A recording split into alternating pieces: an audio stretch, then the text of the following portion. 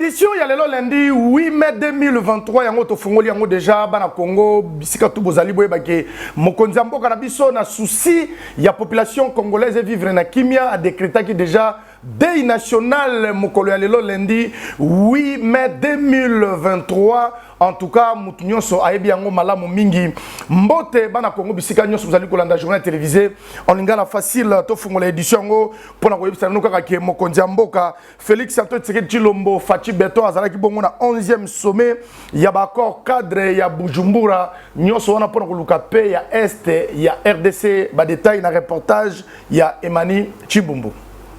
Banoko bondimelanga ke accord cadre pour la paix, sécurité, coopération. Oyo, ezalaka signé na Éthiopie, na Addis Abeba avec un pacte na idéologie. Yeba que 10 ans après, ba signataire ba se retrouver na Bujumbura pour na 11e sommet à Masolo yango. Accord oyo pesaki espoir na likambo etali pe na est ya République démocratique du Congo pe na sous-région. Yeba yango ke chef de l'État Fachi Beton président ba RDC Mukwantombolo Muamai azalaki na pointe na ba chef de l'État misusu pe na ba représentant ya ba institution garante. Noko na ba discours ebele oyo esalemaki wana ba plaidaki mingi pona likambo etali évaluation moko sérieuse ya accord oyo avant kotala revitalisation na yango avec un pacte na idéologie. Boye bake président sortant, ya mécanisme régional, ya suivi accord cadre oyo, pe président en exercice, ya SADC, chef de l'État Félix Antoine Tshisekedi Tshilombo, tango azwaki maloba,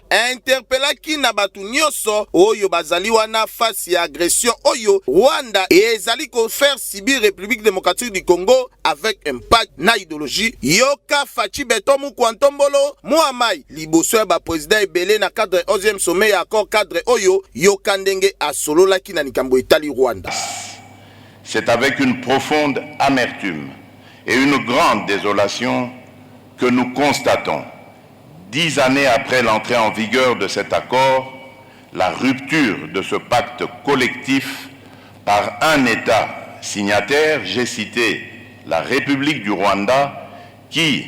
sous couvert du mouvement terroriste du M23, pourtant défait, et qu'il a ressuscité,